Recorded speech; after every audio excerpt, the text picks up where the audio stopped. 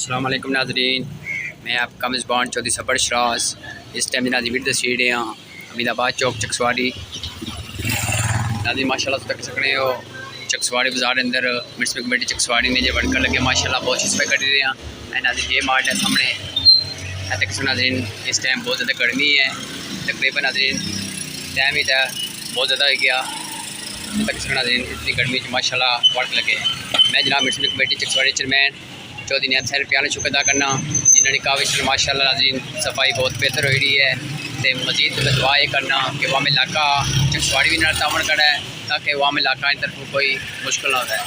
माशाल्लाह नाज़रीन तक सकते हो सफाई वैसे भी निसफ ईमान है।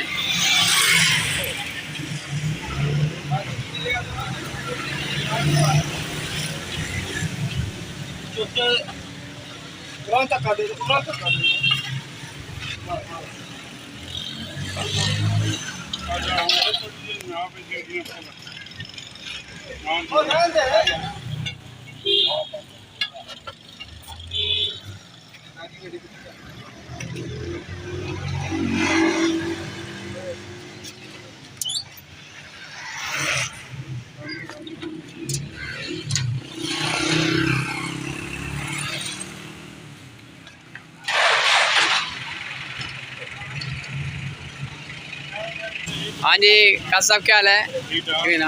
ठीक है। गर्मी है क्या टाइम होया सुनो?